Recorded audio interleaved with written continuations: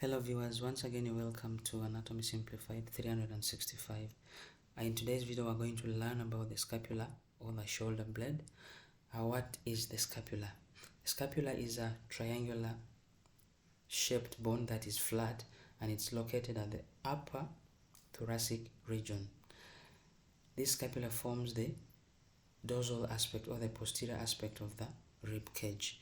So the bone we're talking about is this. This is what we call the scapula. So this is how it appears from the posterior aspect.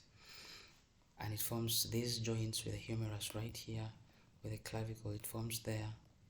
So into details, we're going to look at other illustrations as we try to name the parts of the scapula. This is the relation of the scapula with the clavicle and the humerus. So here, let's briefly look at these parts. We have the body of the scapula, that is the whole of this is called the body. Then we have the angles. It has three angles: the inferior angle, the superior angle, and it has the lateral angle. Then it has borders, that is we have the medial border, we have the lateral border, and then we have the superior border as well. Then it has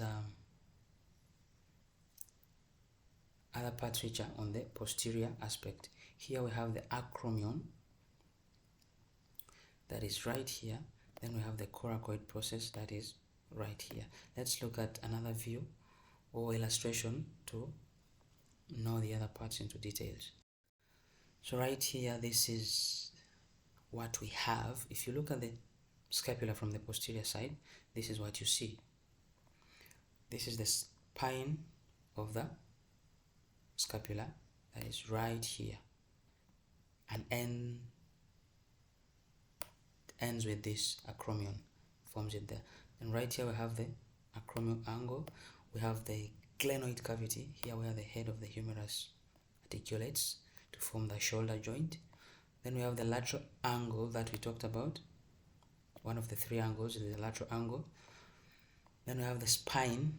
We talked about it already, spine of the scapula. We have the longitudinal crest, that is right here. This is the longitudinal crest. And we have the infraglenoid tubercle, that is right here. We have the infraspinous fossa, all of this area. Then we have the lateral border. We also said it has three borders, and one of them is the lateral border, that is right here. Then we have one of the angles. This is the second. The inferior angle is right here. Then we have the medial border, that is here. We have the infraspinous fossa, that is right there. As we said, a fossa is a depression in the earlier videos. Then we have a scapular notch, that is right here. We have superior angle, that makes the third angle and the last angle. Then we have here the superior border, that makes also the third and the last border, that is right here.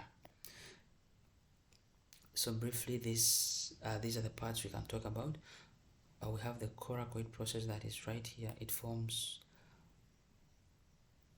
a joint with the clavicle right there on the anterior aspect. So this is what we have, what we talked about, all the parts we talked about. If you look at these critically, you will find them all there. This is the lateral aspect. This is anterior view right there, anterior, lateral, and posterior. So all the parts we have been talking about are there. We have the glenoid cavity here, clearly seen on the lateral view or the lateral edge. The glenoid cavity, the lateral border. We have the coracoid process, acromion process, and the spine of the scapula. Then we have the lateral border here, we have the medial border here, we have the superior border right there. Scapular notch is here, coracoid process right here, acromion process is there, and glenoid cavity is there.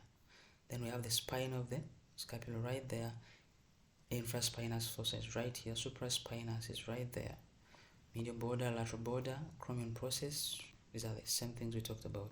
In the other videos, we're going to look at into other things, into more details. Just keep it Anatomy Simplified 365, where we learn anatomy into details. Thank you for watching.